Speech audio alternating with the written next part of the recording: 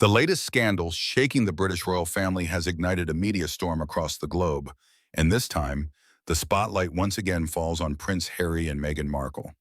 But what's causing the uproar isn't another interview or a Netflix documentary. It's something far more explosive, a series of bold accusations from royal commentator Angela Levin, who suggests that the legitimacy of Archie and Lilibet's royal lineage may now be under question. According to Levin, there are strange inconsistencies surrounding the timing, paperwork, and even the ceremonial details of the children's births. These seemingly minor discrepancies, when pieced together, form a deeply unsettling picture. Could Harry and Meghan be hiding something behind their carefully curated image of perfection? This is no longer a matter of personal privacy. It's an issue that touches the very core of royal succession and the honor of the British monarchy, a topic powerful enough to shake the public's faith in the institution itself. Angela Levin, who has interviewed and written biographies about several members of the royal family, is not known for spreading baseless gossip. She's famous for her sharp commentary and her willingness to probe the monarchy's most taboo subjects. So when Levin speaks, the nation listens and divides.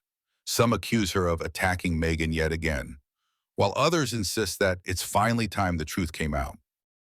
Now, all eyes turn to a single haunting question. Are Harry and Meghan's children truly legitimate members of the Windsor bloodline? When Angela Levin appeared on live television and openly questioned the legal legitimacy of the Sussex children, Britain seemed to hold its breath. She declared, "If Meghan did not give birth herself, or if Prince Harry is not the biological father, then Archie and Lilibet cannot be considered legitimate members of the royal family." One short sentence, yet powerful enough to shake the centuries-old foundation of trust and continuity the monarchy has tried so hard to preserve. Under royal tradition, bloodline is more than biology. It is a sacred bond linking the crown and its heirs, the symbol of legitimacy ensuring that only those of Windsor descent have the right to inherit titles, ranks, and positions in the royal line of succession. Every royal birth is meticulously documented, and the hospital, and the witnesses, the religious rites, leaving no room for ambiguity. That's why Levin's insinuation that Meghan may not have carried Archie or Lilibet herself, perhaps faking her pregnancy or using a surrogate, sent shockwaves through Britain. She also pointed out the couple's extreme secrecy surrounding the births, refusing media access to the hospital, withholding the doctor's name, and denying post-delivery photos, all of which made the situation even more suspicious. Levin offered no concrete evidence, but her tone, honed by decades as a seasoned royal insider, suggested she might know more than she's saying. What makes Levin's statement so serious is her long-standing credibility within royal circles. She has interviewed Prince Harry during his military service, written biographies on Prince Charles and Prince William, and maintained close ties with Buckingham Palace sources. In other words, she's no tabloid opportunist. She's a journalist once trusted to chronicle the monarchy's official story, which is why her public doubts about the Sussex children's bloodline have transformed a rumor into a national controversy. Within hours of her broadcast, social media erupted. Twitter and online forums were flooded with fierce debates. One side branded Angela Levin a hate monger, accusing her of targeting Meghan, a woman already subjected to years of media hostility. The other side countered that, if there truly were irregularities in Meghan's pregnancies, the public deserved transparency. After all, Prince Harry, though no longer a working royal, remains the king's son and the father of two children who still hold royal titles. Major newspapers such as the Daily Mail, the Telegraph, and the Times quickly picked up the story, each from its own angle. Some royal reporters called it the most dangerous royal scandal since Diana, because it touches the most forbidden subject of all, the purity of the royal bloodline. Meanwhile, Harry and Meghan's supporters fired back, accusing Levin of exploiting her platform to stir scandal and sell books. But whatever her motive, Levin had succeeded in detonating a media firestorm. Buckingham Palace remained silent, a silence that only fueled more speculation. If the claims were entirely false, why not deny them outright? And if there was any truth to them, could the palace be quietly managing the fallout before it spread further? These questions hovered over every headline, holding the public in suspense. In the days following the broadcast, Angela Levin trended globally. Millions revisited old clips, Meghan's mysteriously vanishing baby bump, the complete lack of hospital photos of Lilibet's birth in the U.S. Every fragment was dissected, exaggerated, and reinterpreted. It felt as though the entire world had joined an unofficial investigation into the most sacred mystery of all, the royal blood itself. But there's one question very few people dare to ask. What made Angela Levin bold enough to voice such explosive allegations live on air? A move that could destroy her entire career if proven false. Could it be that she holds information the public hasn't yet seen? Or is this part of a deeper, silent war between those who once served the crown and those who dared to walk away from it? Angela Levin didn't stop at questioning the royal bloodline of Archie and Lilibet. In a follow-up television appearance, she dropped an even more shocking revelation. Prince Harry, she claimed, is quietly pursuing a secret legal case, targeting individuals and organizations, digging into his past. According to Levin, this is a desperate attempt to control the narrative and, at a deeper level, an effort to conceal uncomfortable truths about Harry himself. Levin described this lawsuit as being conducted under absolute secrecy. No press releases, no lawyer statements, no public court records. Only a handful of royal correspondents were even aware of it, and they said Harry is using special legal provisions to conceal the identities of those involved. One insider quoted by Levin revealed, Harry wants to end all discussion about whether Meghan gave birth herself and about the doubts surrounding Archie and Lilibet. He believes only the courts can silence them. To Levin, this lawsuit is not just a defensive reaction, it's a manifestation of fear. Since stepping away from royal duties, Harry and Meghan have worked hard to build the image of victims of the press, yet they've also remained in the spotlight through Netflix deals, podcasts, and a memoir. They want to tell their version of the truth, but when others tell a different version, they try to shut them down. Levin calls it the paradox of image control. When you try too hard to define yourself, you risk being redefined by others. In Levin's eyes, this secret legal action is a desperate attempt to reclaim control Harry has already lost. She remarked pointedly, a man confident in his truth doesn't need a courtroom to defend it. He lets the public decide, but Harry, he's afraid of something. And sure enough, as news of the alleged lawsuit spread, public debate exploded across Britain. Some argued that Harry was right to take action. They believed that questioning a child's parentage is cruel, invasive, and potentially damaging to young children. To them, Harry's decision to use legal means was an understandable act of protection for his family. But many others, perhaps the majority, saw it as a sign of panic. The man once admired as a down-to-earth soldier, beloved for his candor and courage, now seemed unrecognizable. To them, he appeared as someone trying to smother every opposing voice rather than face scrutiny. One comment in the Telegraph captured the mood. If you have nothing to hide, why hide the case itself? It's the secrecy that fuels the suspicion.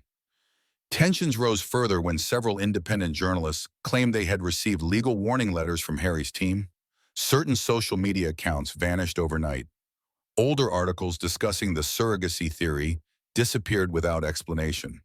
These developments fed the growing belief that this was no isolated lawsuit, but part of a larger systematic effort to control information and protect the Sussex brand. In another interview, Angela Levin made a statement that struck a chord across the country. Harry isn't just protecting his children, he's protecting his memory, and perhaps the parts of his past he can't face. Her words left audiences wondering, in that unearthed past because Levin alluded to, what secret could be so grave that it drives Harry to such extremes? The more he hides, the more the public wants to know. The quieter he stays, the louder the rumors grow. That is the paradox of modern media. A secret lawsuit doesn't make people forget. It makes them obsess over what's being hidden. And as all eyes turn to the Sussexes once again, a haunting question lingers in the air. Why has a prince once celebrated for his freedom and bravery chosen to act like a man in flight?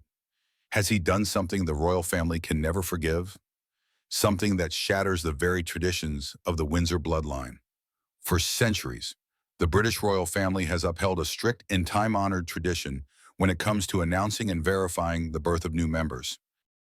Each time a royal baby is born, every detail, from the place of birth and the attending physician to the exact moment of delivery, is carefully recorded and made public, not merely as a gesture of celebration, but as a guarantee of legitimacy and a reaffirmation of public trust in the royal line of succession.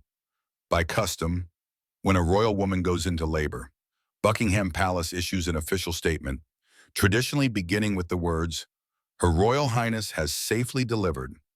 That announcement is then displayed in a gilded frame outside the palace gates, bearing the signatures of the royal doctors who confirm the health of both mother and child. Hours later, or at most, within a day, photographers are invited to capture the baby's first appearance, cradled in the arms of the proud parents. It is more than a photo opportunity. It's a symbolic covenant between the monarchy and its people, a visible assurance that the child truly exists, is healthy, and carries royal blood. But when it came to Harry and Meghan, everything changed. During Meghan's pregnancy with Archie, the couple declared their intention to keep the birth private. There was no hospital admission announcement, no mention of royal physicians, and, most notably, the traditional medical bulletin, a long-standing requirement, was missing entirely. The media were only informed hours after Archie's birth, with no clear confirmation of where it had taken place. Some reports claimed he was born at Portland Hospital in London, but the hospital offered no statement, and the royal medical staff maintained complete silence. When the public eagerly awaited the first photos of the baby, Harry and Meghan broke with tradition again. Instead of greeting photographers outside the hospital, they staged a private photo session in St. George's Hall at Windsor, 2 days after the birth. The image was distributed through media channels controlled by the couple, with no independent press present. What had once been the window of Britain, a shared national moment, had been turned into a carefully managed production. At first glance, these choices might seem like personal preferences, but to many in Britain, they represented a direct breach of royal protocol, even a challenge to the transparency of the monarchy itself. Some royal experts described it as a severing of the Windsor legacy. Their argument was simple. Once you hold the titles of Duke and Duchess, the birth of your children is no longer purely private. It becomes a matter of public record, tied to the national institution and the line of succession. The situation grew even murkier with the birth of their second child, Lilibet. This time, the couple was completely detached from all royal procedure. No one knew where Meghan gave birth, at what time, or under whose care. There were no hospital photos, no official palace statements, no certified medical bulletins, nothing. Only a brief press release from the Sussex's own media team, sent to American outlets, confirming that Meghan has given birth to a healthy baby girl. For many Britons, that was the breaking point. Newspapers such as the Daily Mail and the Sun demanded answers. Why does every other royal follow the rules except them? The question soon evolved into suspicion. Was there something being hidden about these two births? That lack of transparency only fueled the allegations raised by Angela Levin, who claimed Meghan may not have given birth herself. Public opinion quickly split into two camps. Meghan's supporters insisted she had every right to privacy, that childbirth is an intimate matter, and no institution, not even the monarchy, should force a woman to put it on display. But critics countered that privacy cannot coexist with royal privilege. If one enjoys a royal title, taxpayer-funded security, and all the privileges of state, one must also accept the obligation of transparency, including the formal verification of a royal birth. What deepened the controversy was Buckingham Palace's silence. No confirmations, no denials. Just an eerie quiet from an institution known for its iron grip on public messaging. Many commentators argued that this silence poured fuel on the fire, leaving the public with the uneasy feeling that something was being concealed. From that moment on, the phrase breaking royal tradition became inseparable from the names Harry and Meghan. Their refusal to follow the centuries-old customs surrounding royal births didn't just reshape how the public saw them. It rattled the very foundation of trust and transparency upon which the British monarchy's image depends. And it was from those very gaps that the controversy over Archie and Lilibet's legitimacy began to spread, unleashing a storm the British monarchy hadn't faced in decades. The doubts surrounding the children's legitimacy ignited a wave of public reaction unlike anything seen before. Within hours of Angela Levin's explosive claims, social media across Britain and the US erupted. Hashtags like #RoyalScandal, #ArchieMystery, and #MeghanGate shot straight to the top of the trending charts, amassing millions of comments. Twitter flooded with sarcastic posts, analysis videos, and memes mocking Meghan for allegedly wearing a fake baby bump. Some users even compiled side-by-side comparisons of Meghan's public appearances, examining the shape of her belly frame by frame to prove something wasn't right. The online atmosphere felt like a virtual courtroom, and everyone had a verdict to deliver. On TikTok, dozens of new accounts sprang up solely to investigate the Meghan case, each drawing millions of views. One viral video comparing Meghan walking up palace steps while pregnant to another clip of her bending down to pick up flowers, where her belly appeared to fold, was shared over 3 million times. In the comments, users were split into two camps, one declaring people are blind to the truth, and the other dismissing it as a sick conspiracy theory. That polarization turned what began as a rumor into a full-blown cultural war, a clash of belief, perception, and morality. Late-night shows quickly joined in. On The Late Show, Stephen Colbert quipped, "We used to have Diana hunted by paparazzi. Now we have Meghan dissected by the internet. Seems the royal family never gets a break." Meanwhile, in the UK, the Graham Norton Show ran a mock segment featuring imaginary royal babies, leaving audiences in hysterics, but also reflecting the biting satire now aimed at Harry and Meghan. What began as gossip soon dominated front-page headlines. Radar Online was the first to publish a shocking headline. If the allegations are true, this would be the greatest constitutional crisis in modern royal history.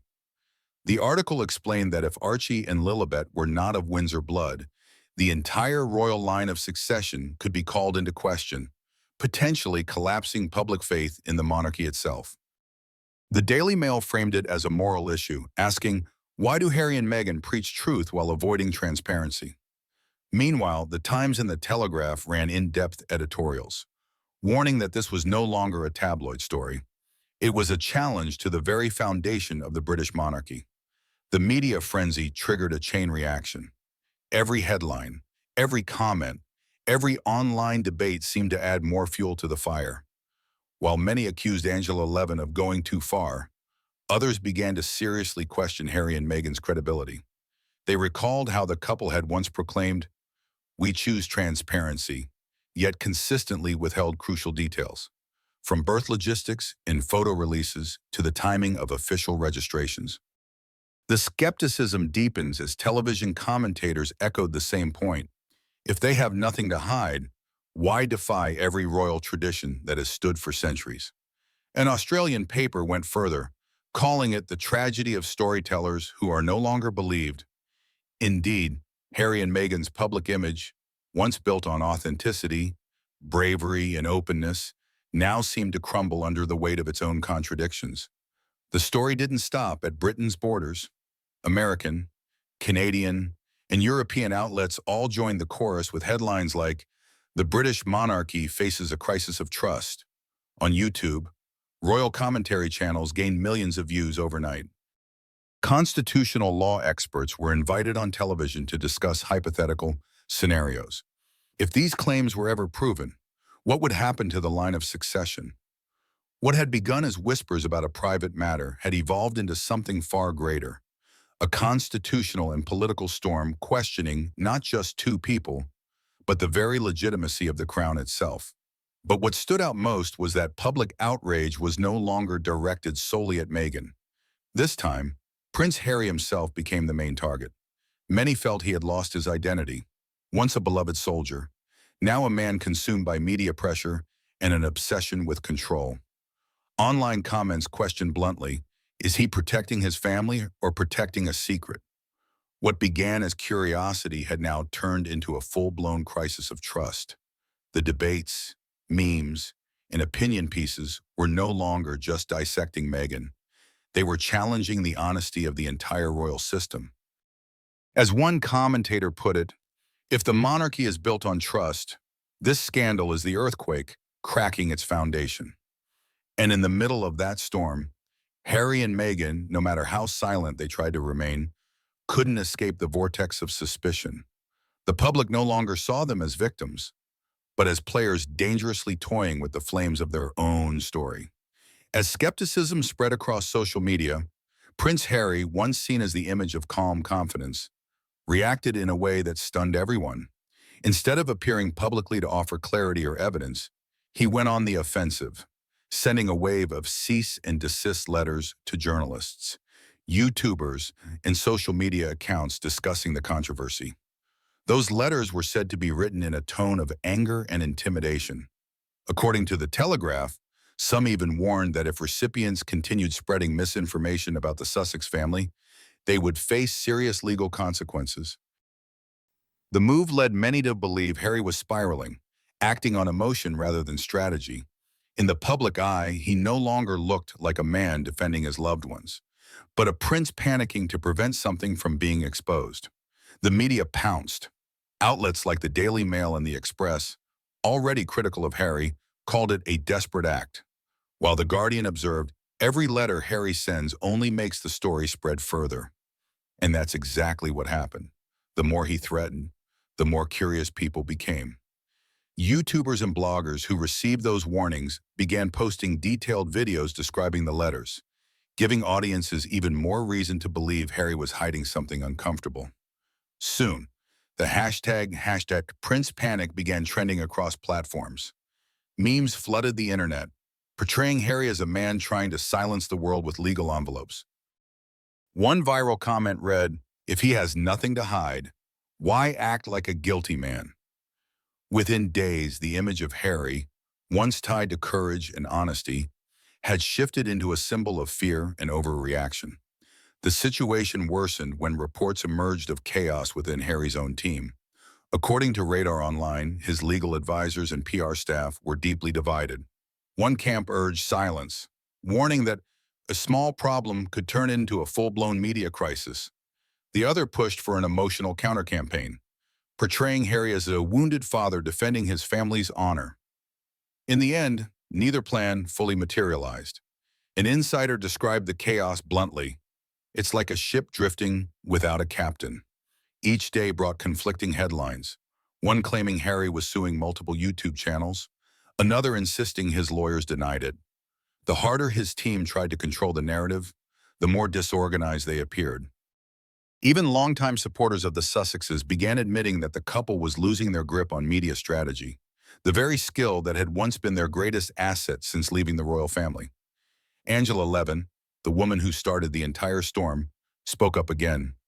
Harry's reaction only proves I struck the nerve he fears most. Innocent people don't need to silence others.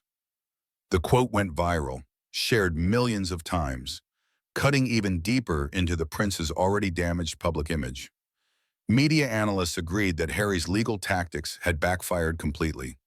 Every cease and desist letter became public proof that he was feeling threatened.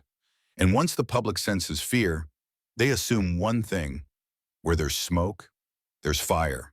Instead of extinguishing the rumors, Harry had unwittingly fanned the flames of doubt higher than ever.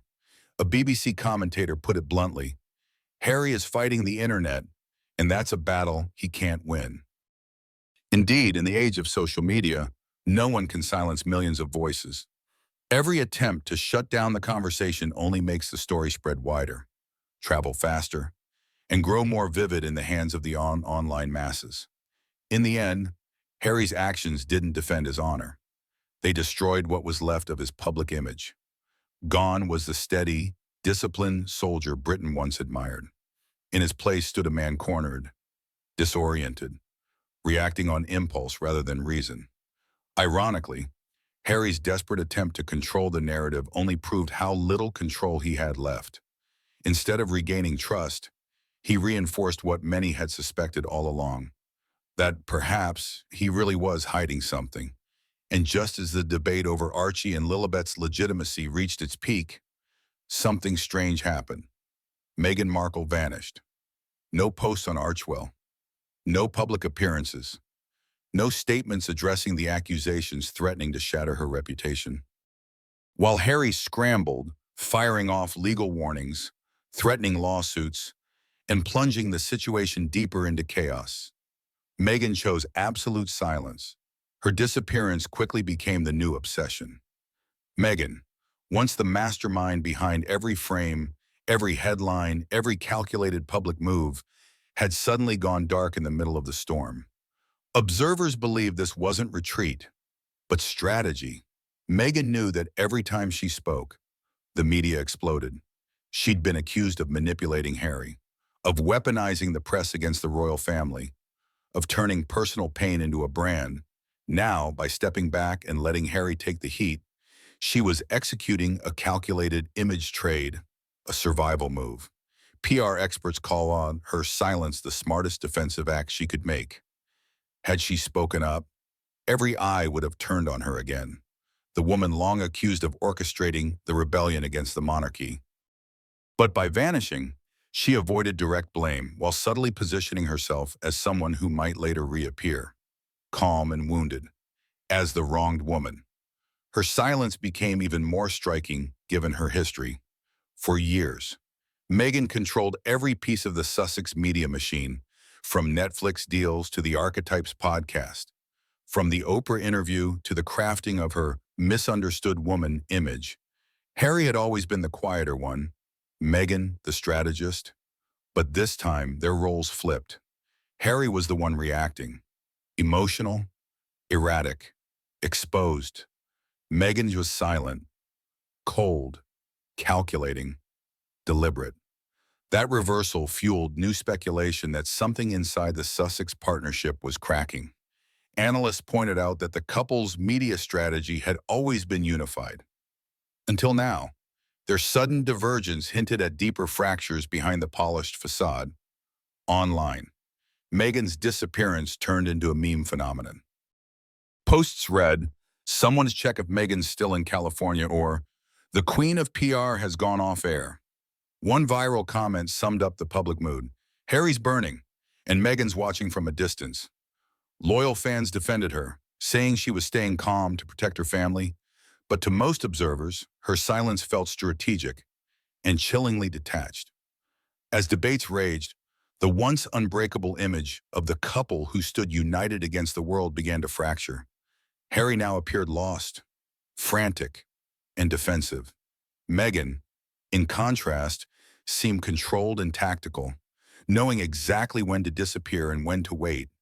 To the public, they no longer looked like a team, but two individuals fighting separate battles for self-preservation. And then came the question everyone whispered. Was Meghan's silence simply self-defense? Or the first move in something far more deliberate? Because, according to Angela Levin, behind that silence may lie a sophisticated legal trap, one only Meghan is clever enough to avoid. But is her silence part of a larger game? Let's see how Angela Levin's legal trap was set. Angela Levin is not just a sharp royal commentator. She's someone who understands the rules of both media and law. When she suggested that Archie and Lilibet might not carry true royal blood, it wasn't a reckless statement. Her deliberate the choice of words, the timing, and the platform revealed a meticulously calculated strategy, a kind of legal trap set in plain sight. She never stated anything as fact, yet she never denied the possibility either. Her phrasing lived in the gray zone, provocative enough to shock the public, but cautious enough to avoid a defamation lawsuit. By speaking live on television, before millions of viewers, Levin forced Harry into a perfect dilemma. If he stayed silent, it could be read as an admission that something was amiss. If he reacted or sued, he'd face an even greater risk, being compelled to disclose private medical records, birth certificates, and documents related to his children. That was the brilliance of Levin's trap. She knew Harry's temperament, impulsive, emotional, often reactive. All she had to do was provoke him into striking back. If he brought the matter to court, the secrets he had worked so hard to protect could end up being revealed, not by Levin, but by the legal process itself, which demands transparency. Once the case entered the courtroom, medical details, witnesses, and official documentation could all become public record. And at that point, Harry would lose control of his own narrative entirely. Legal experts in Britain quickly caught on. A royal lawyer quoted anonymously by the Daily Mail put it bluntly, "If Harry sues Angela Levin, he'll be shooting himself in the foot." Such a lawsuit would open doors he'd spent years trying to keep closed, not only to the media, but to history itself. British courts, when handling cases involving royal members, make no exception in requiring proof. And that's where Levin's genius lies. She didn't need to win with evidence, she only needed to win through reaction. She trapped Harry in a no-win scenario. By merely asking questions, she positioned herself as the provocateur. By reacting, he confirmed her power over the story. Every step Harry took, every warning letter, every PR misstep, became further proof that he was rattled, fearful, and possibly hiding something. Levin understood this psychology, and she weaponized it. She didn't need to prove anything concrete. Harry's panic did that for her. But the implications of her trap extend far beyond personal rivalry. They strike at the foundation of the British monarchy itself, an institution built on honor, legitimacy, and lineage. At first glance, Levin's accusations might appear to be about private family matters. In truth, they threaten one of the most sensitive constitutional principles in modern Britain. In a constitutional monarchy, the legitimacy of royal bloodlines isn't just symbolic, it's structural. It underpins the entire system of succession, inheritance, and national identity. Under British law and royal tradition, the right to inherit the throne depends on verified, lawful descent. Every person in the line of succession must be the legitimate child of someone within the royal bloodline. That's why every royal birth, whether of a prince or princess, must be formally witnessed, documented, and certified. Any doubt over parentage could nullify titles, revoke ranks, and remove individuals from the royal succession entirely.